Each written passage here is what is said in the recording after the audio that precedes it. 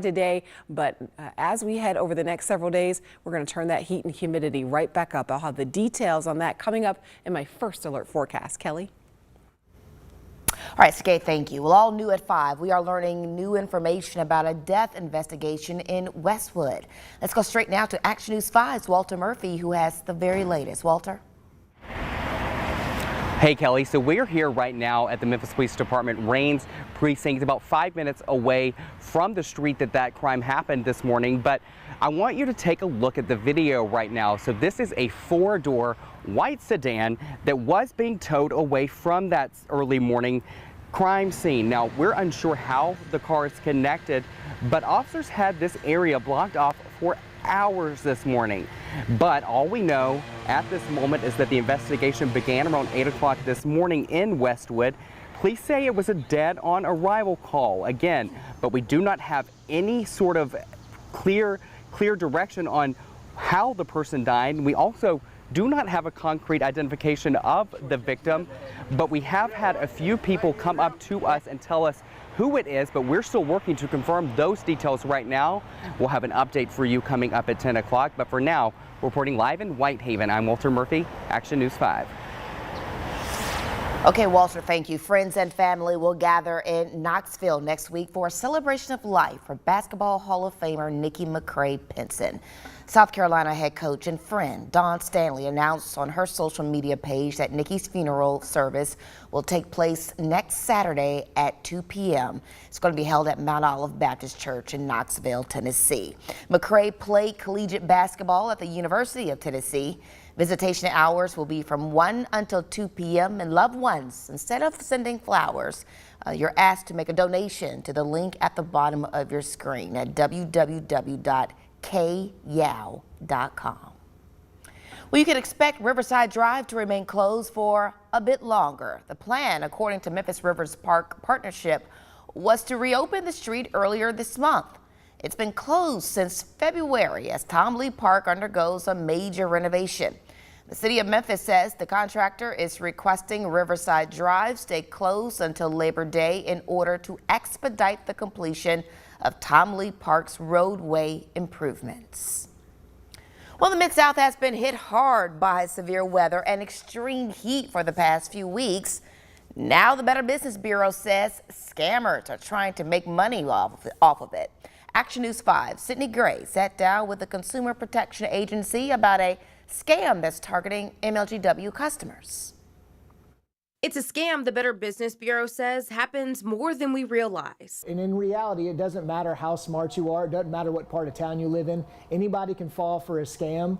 So it doesn't mean you're stupid if you fall for a scam. It just means you got on that one day, right? In the midst of extreme heat and severe weather across the Mid-South, the BBB says scammers are now trying to get MLGW customers to pay up or risk losing service. We see an uptick in this nasty utility imposter scam, usually once in the winter, but a lot of times in the summer. And with all the extreme heat that we've been having and with the storms, the scammers have actually been using that in their pitch. Daniel Irwin with the BBB of the Mid-South says these scams go underreported, often because of shame, but Irwin says there's nothing to be embarrassed about. He says scammers often spoof numbers to appear local. They see all the storms, and again, they're using that in their pitch. And what's really nasty about this time around is they really are scaring people. I mentioned it a little before, but we've actually had people tell us that they knew it was a scam, but they weren't going to take the chance and lose their power, and they paid anyway. Irwin says it's crucial people report scams whether they're victims or not.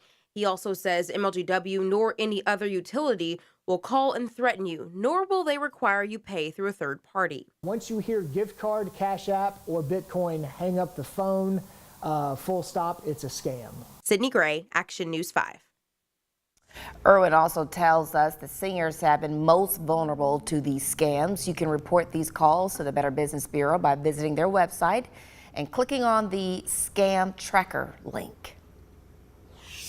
This year, Mississippians will have to decide who will run the state over the next 4 years. So if you want to vote in the August primary, you only have a few more days to register. The process to register is not a quick one. Mississippi does not have online voter registration, so you will need to visit your local circuit clerk's office or print out a form and mail it in.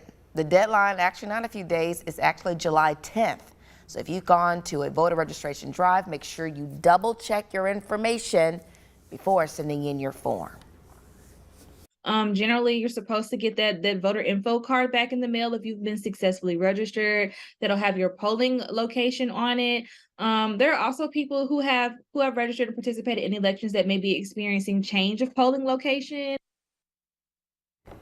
This year's statewide election includes races for governor and state house and senate seats. The August primary will determine who faces off in November. Still ahead, President Biden is on his way to Europe ahead of a meeting with NATO. How President Biden has tough questions to face on the future of Ukraine.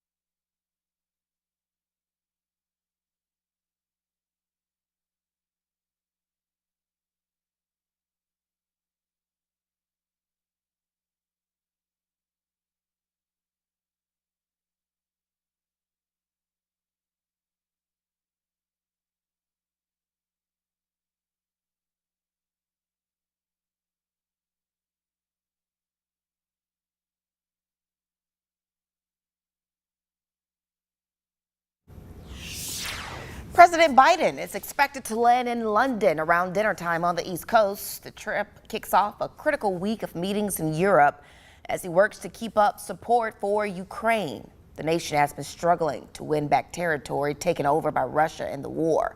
Tina Kim has the details.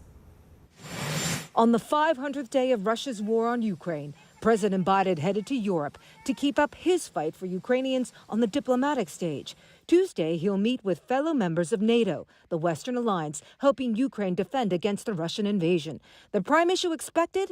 Whether Ukraine can join NATO now. President Biden said the war-torn nation is not ready, should only join after the war has ended, and pointed out what it would mean when a NATO nation is at war. If the war is going on, then we're all in the war. You know, we're at war with Russia, if that were the case. So I think we have to lay out a path, for the rational path, for Ukraine to be able to qualify to get into NATO. The NATO summit in Lithuania will take place just days after President Biden approved cluster munitions for Ukraine's defense. The weapon is banned by more than 100 nations. Many of them belong to NATO. Cluster munitions send out dozens to hundreds of mini bombs, and the bomblets often do not detonate immediately. The duds pose a long-term risk to civilians who may come across them later. The U.S. greenlighting cluster munitions has won praise from some Biden critics, like Republican Congressman Mike McCall. They are highly effective, and particularly hitting flanks of troops inside of Ukraine. They would be a game changer in the counteroffensive, and I'm really pleased the administration has finally agreed to do this. I'm Tina Kim reporting. Before NATO event, President Biden has a big day tomorrow. He's expected to meet King Charles III of England for the first time since he took the throne. We're looking at a few more scattered showers and storms before we dry out. I'll have the latest timing and what you can expect for the work week. It's coming up in my first alert forecast.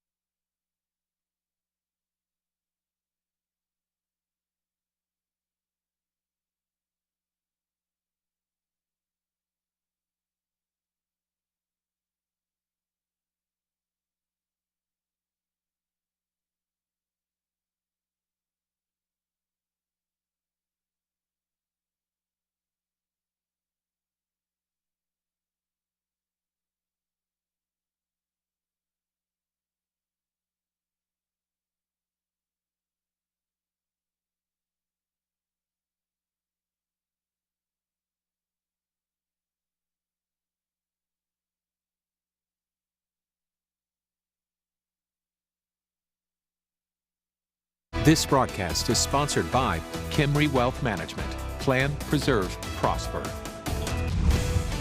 You're watching Action News 5 at 5. UPS and the union representing its workers, the Teamsters, are now at a stalemate over contract negotiations after labor talks between the two sides broke down on Wednesday. The contract expires at the end of the month, and if no deal is reached, a shutdown of UPS services could threaten the transportation of packages nationwide. Washington News Bureau's Stetson Miller spoke with Teamsters Union about where the talks stand now. Teamsters President Sean O'Brien told me that negotiations with UPS fell apart on Tuesday after they started talking about part-time wages and working conditions, and now it's unclear when additional negotiations could happen. 340,000 UPS workers could go on strike on August 1st if their union and the company can't come to an agreement on a new contract. The current one is set to expire at the end of the month. And if that strike happens, that could disrupt supply chains and the economy. The negotiations are at a standstill after disagreements over higher pay and better working conditions. Both sides now say the other has walked away from the bargaining table. We were prepared to get a deal done, and if we don't get a deal done and we don't have a contract July 31st at 12:01 a.m., then UPS chose to strike themselves, and our members will be forced to withhold their labor. UPS said in a statement the Teamsters have stopped negotiating despite historic proposals that build on our industry-leading pay. We have nearly a month left to negotiate. We have not walked away, and the union has a responsibility to remain at the table. The last time there was a UPS strike was in 1997. It lasted 15 days, and the company lost millions to other delivery companies. Some say a strike this time could be even more disastrous, and are not sure if other companies could handle all of UPS's delivery volume. In Washington, I'm Stetson Miller.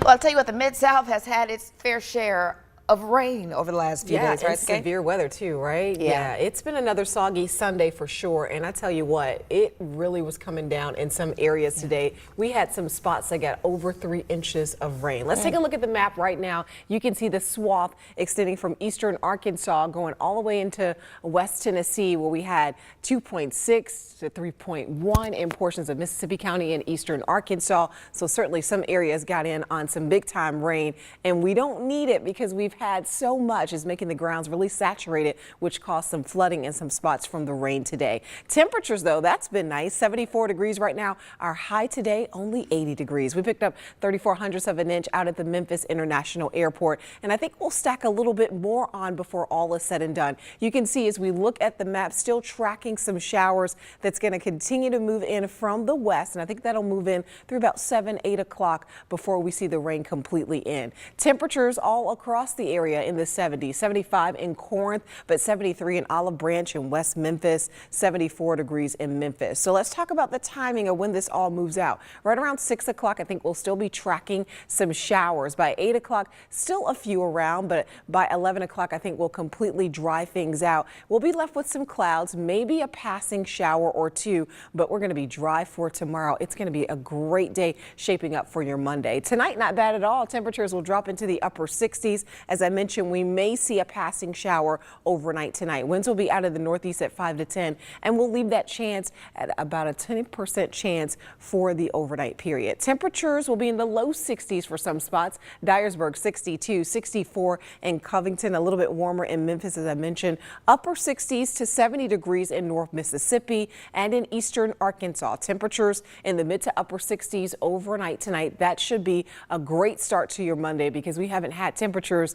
this low in quite a while. We've been in the 70s and 80s for overnight low temperatures. And tomorrow's going to be pretty nice. Still going to be on the hot side, but we're not talking about overly oppressive heat and humidity. Humidity is going to stay at bay, and temperatures will be in the upper 80s, 81 by noon, 86 by 3 o'clock. Lots of sunshine for tomorrow and a dry one too, so get out and enjoy. Now here's when things start to change. By Wednesday, we see the humidity levels climbing way up into that steamy category and staying there from Wednesday all the way through the weekend. And here's what that could feel like. When we talk about the humidity, we factor in how it's going to feel. It could feel as hot as 113 on Wednesday, 119 on Thursday, could be feeling as hot as 115 on Friday. So you know what that means. You got to enjoy the forecast for tomorrow and Tuesday. Here's a look at the 7-day forecast. Again, dry for Monday and Tuesday. Temperatures bearable for the first couple of days, but then by Wednesday through Sunday, we're going to crank on the heat. Thankfully, we're looking at some daily rain chances, which could help to cool things off. Action News 5 is coming back after the break.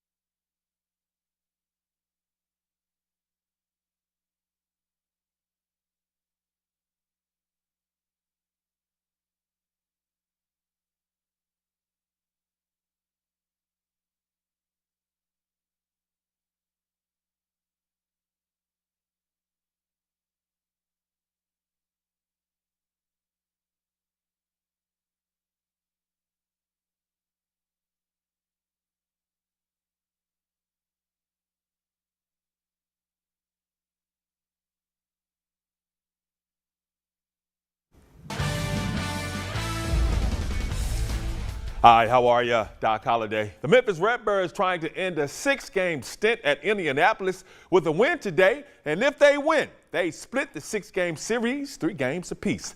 And today, the Birds bring in the big batch. Top 3 bases loaded. Moises Gomez sends a fireball to left field. 3 dudes were on base. 2 dudes came around to score. Birds go up 4-1. Top 4 Birds up 6-3. Now Moises again. Bye-bye ball to left center field.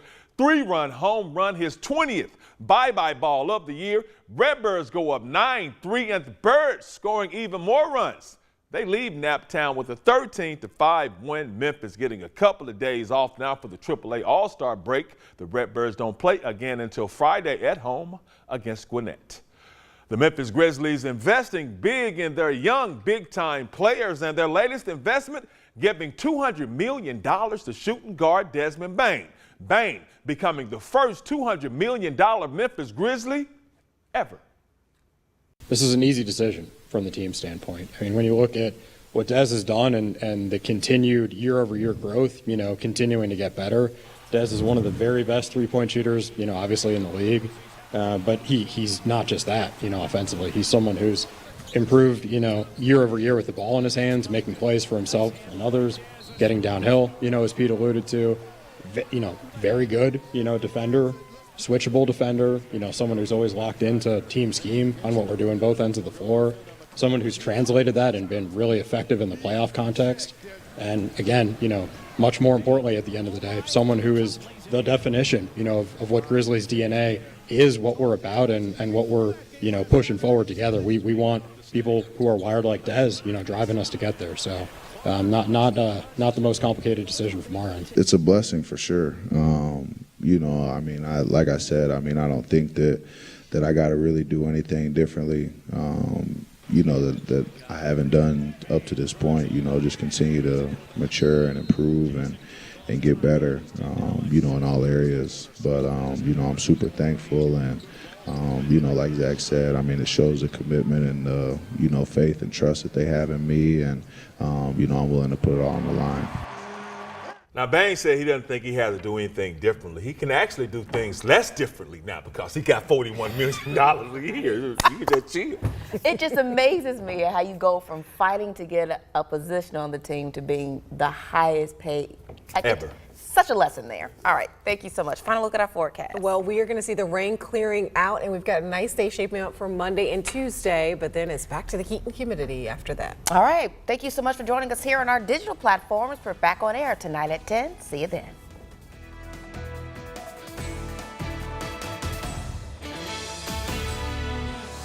Take the First Alert Weather Team wherever you go.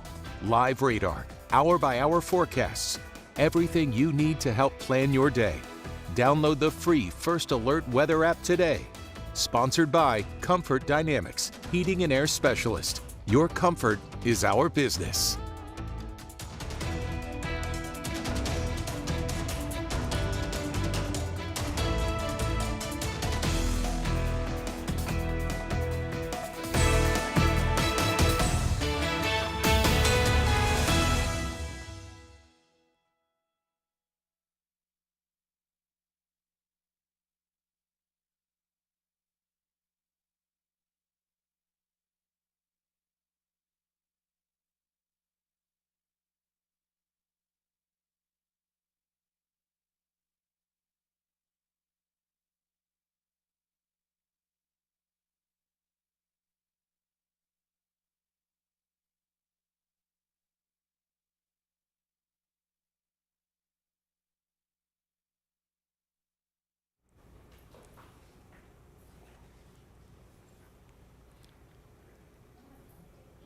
Hey, I'm First Alert meteorologist Sige Galindo. We're looking at clearing skies overnight tonight. Will become partly cloudy, and we're going to have a cool start to our day on Monday. Temperatures in the upper 60s. We may see some clouds to start, but lots of sunshine for your Monday afternoon. Upper 80s, 90 degrees on Tuesday, and then the heat and humidity is going to be rising. It will feel like the triple digits Wednesday all the way through next weekend.